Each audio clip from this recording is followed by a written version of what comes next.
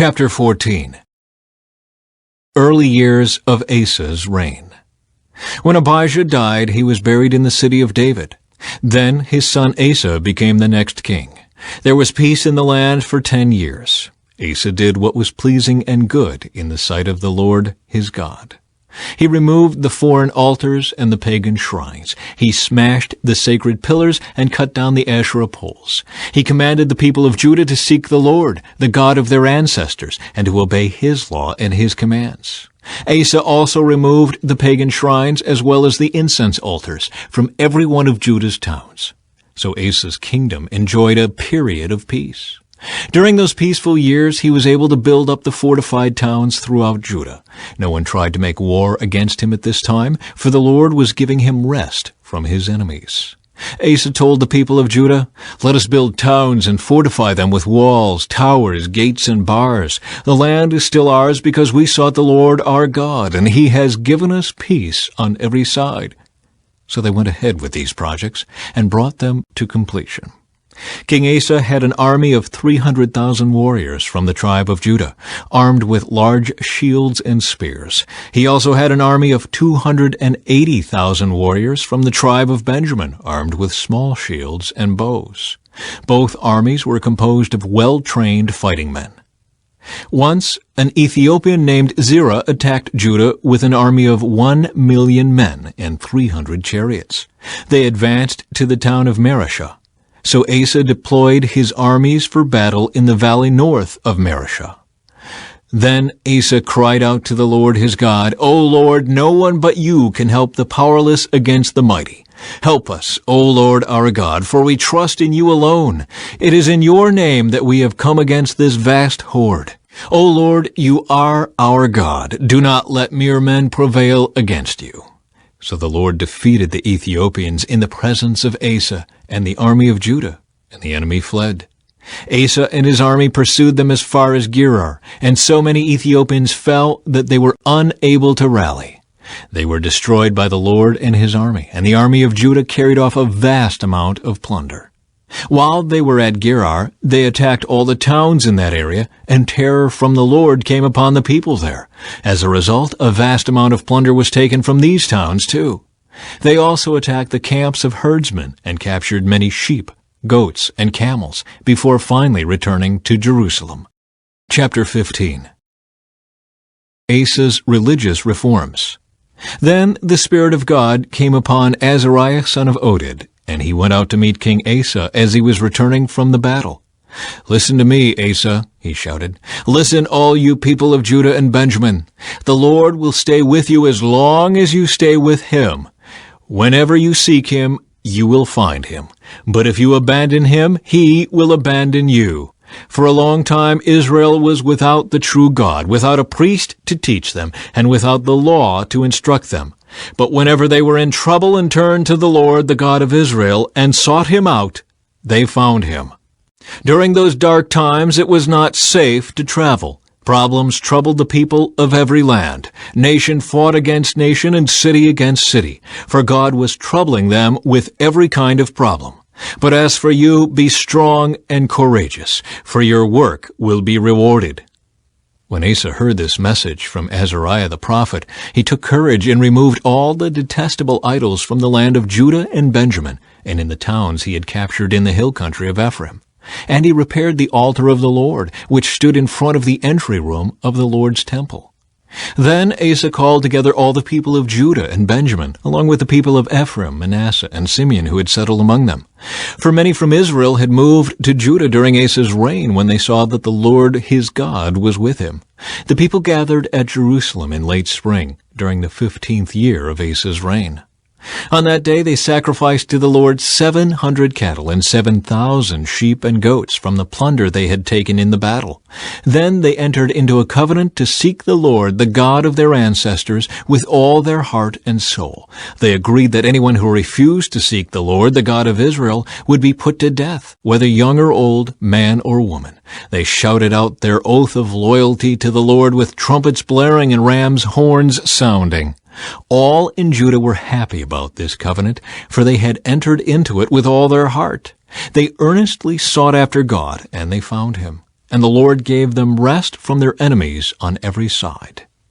King Asa even deposed his grandmother Maacah from her position as queen mother because she had made an obscene Asherah pole. He cut down her obscene pole, broke it up, and burned it in the Kidron Valley.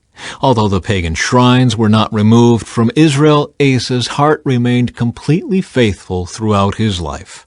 He brought into the temple of God the silver and gold and the various items that he and his father had dedicated. So there was no more war until the 35th year of Asa's reign. Chapter 16. Final years of Asa's reign. In the 36th year of Asa's reign, King Baasha of Israel invaded Judah and fortified Ramah in order to prevent anyone from entering or leaving King Asa's territory in Judah. Asa responded by removing the silver and gold from the treasuries of the temple of the Lord and the royal palace.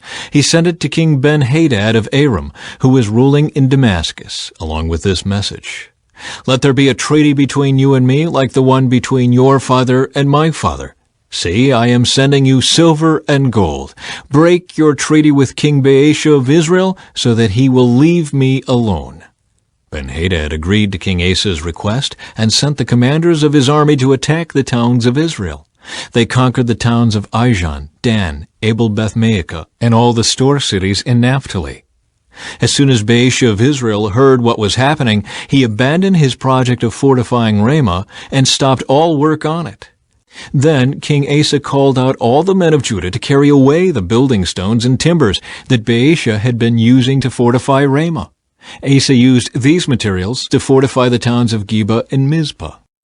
At that time, Hanani the seer came to King Asa and told him, "Because you have put your trust in the king of Aram instead of in the Lord your God, you missed your chance to destroy the army of the king of Aram.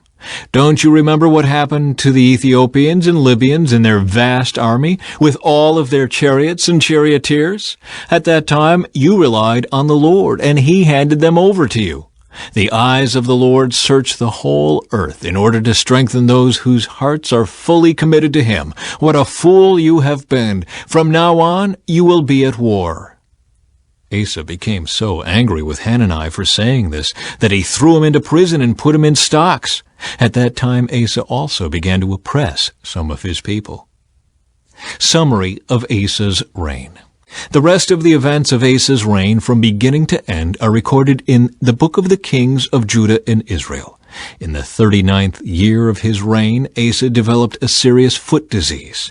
Yet, even with the severity of his disease, he did not seek the Lord's help, but turned only to his physicians. So he died in the 41st year of his reign.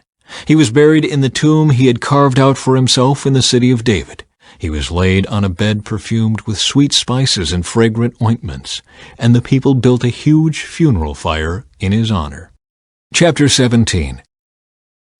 Jehoshaphat rules in Judah.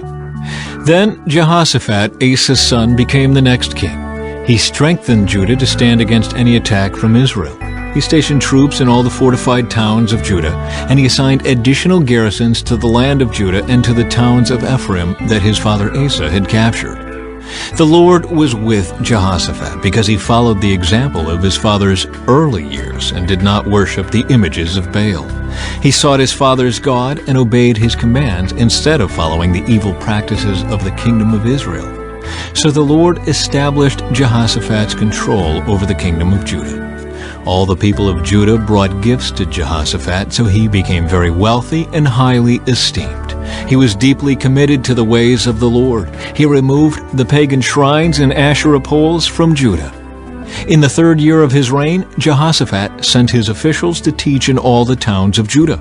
These officials included Ben-Hail, Obadiah, Zechariah, Nethanel, and Micaiah.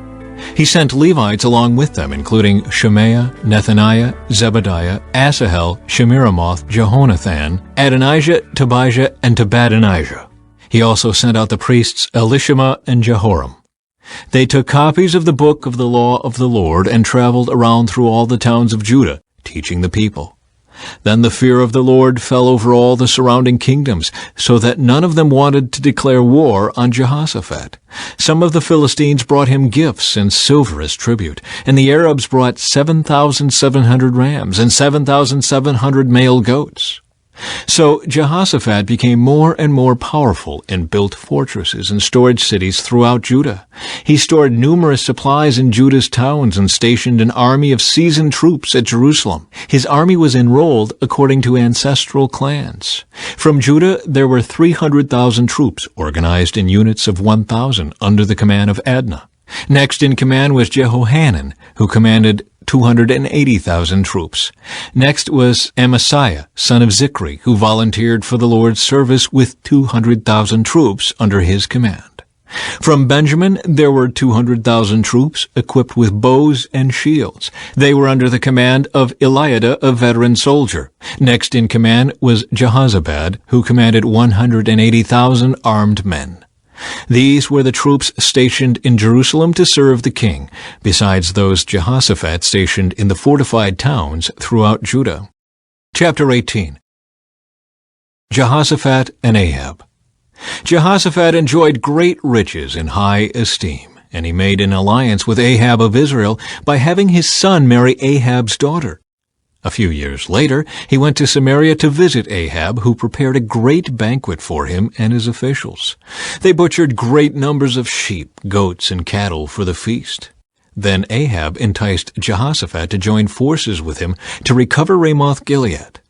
"Will you go with me to Ramoth-Gilead?" King Ahab of Israel asked King Jehoshaphat of Judah. Jehoshaphat replied, "Why, of course, you and I are as one, and my troops are your troops. We will certainly join you in battle." Then Jehoshaphat added, "But first, let's find out what the Lord says." So the king of Israel summoned the prophets, 400 of them, and asked them, "Should we go to war against Ramoth-Gilead, or should I hold back?" They all replied, "Yes, go right ahead. God will give the king victory." But Jehoshaphat asked, "Is there not also a prophet of the Lord here? We should ask him the same question." The king of Israel replied to Jehoshaphat, "There is one more man who could consult the Lord for us, but I hate him. He never prophesies anything but trouble for me. His name is Micaiah, son of Imlah." Jehoshaphat replied, "That's not the way a king should talk. Let's hear what he has to say." So the king of Israel called one of his officials and said, "Quick, bring Micaiah, son of Imlah." Micaiah prophesies against Ahab. King Ahab of Israel and King Jehoshaphat of Judah, dressed in their royal robes, were sitting on thrones at the threshing floor near the gate of Samaria. All of Ahab's prophets were prophesying there in front of them. One of them, Zedekiah, son of Kenaanah, made some iron horns and proclaimed, "This is what the Lord says, with these horns you will gore the Arameans to death." All the other prophets agreed. "Yes," they said, "go up to Ramoth-Gilead and be victorious, for the Lord will give the king victory." Meanwhile, the messenger who went to get Micaiah said to him, "Look, all the prophets are promising victory for the king. Be sure that you agree with them and promise success." But Micaiah replied, "As surely as the Lord lives, I will say only what my God says." When Micaiah arrived before the king, Ahab asked him, "Micaiah, should we go to war against Ramoth-Gilead, or should I hold back?" Micaiah replied sarcastically, "Yes, go up and be victorious, for you will have victory over them." But the king replied sharply, "How many times must I demand that you speak only the truth to me when you speak for the Lord?" Then Micaiah told him, "In a vision I saw all Israel scattered on the mountains like sheep without a shepherd. And the Lord said, 'Their master has been killed. Send them home in peace.'" "Didn't I tell you?" the king of Israel exclaimed to Jehoshaphat. "He never prophesies anything but trouble for me." Then Micaiah continued, "Listen to what the Lord says. I saw the Lord sitting on his throne with all the armies of heaven around him, on his right and on his left. And the Lord said, 'Who can entice King Ahab of Israel to go into battle against Ramoth-Gilead so he can be killed?' There were many suggestions, and finally a spirit approached the Lord and said, 'I can do it.' 'How will you do this?' the Lord asked. And the Spirit replied, 'I will go out and inspire all of Ahab's prophets to speak lies.' 'You will succeed,' said the Lord. 'Go ahead and do it.' So you see, the Lord has put a lying spirit in the mouths of your prophets, for the Lord has pronounced your doom." Then Zedekiah son of Chenaanah walked up to Micaiah and slapped him across the face. "Since when did the Spirit of the Lord leave me to speak to you?" he demanded. And Micaiah replied, "You will find out soon enough when you are trying to hide in some secret room." "Arrest him," the king of Israel ordered. "Take him back to Amon, the governor of the city, and to my son Joash. Give them this order from the king. Put this man in prison and feed him nothing but bread and water until I return safely from the battle." But Micaiah replied, "If you return safely, it will mean that the Lord has not spoken through me." Then he added to those standing around, "Everyone, mark my words." The death of Ahab. So King Ahab of Israel and King Jehoshaphat of Judah led their armies against Ramoth-Gilead. The king of Israel said to Jehoshaphat, "As we go into battle, I will disguise myself so no one will recognize me, but you wear your royal robes." So the king of Israel disguised himself, and they went into battle. Meanwhile, the king of Aram had issued these orders to his chariot commanders: "Attack only the king of Israel, don't bother with anyone else." So when the Aramean chariot commanders saw Jehoshaphat in his royal robes, they went after him. "There is the king of Israel!" they shouted. But Jehoshaphat called out, and the Lord saved him. God helped him by turning the attackers away from him. As soon as the chariot commanders realized he was not the king of Israel, they stopped chasing him. An Aramean soldier, however, randomly shot an arrow at the Israelite troops and hit the king of Israel between the joints of his armor. "Turn the horses and get me out of here," Ahab groaned to the driver of the chariot. "I'm badly wounded." The battle raged all that day, and the king of Israel propped himself up in his chariot facing the Arameans.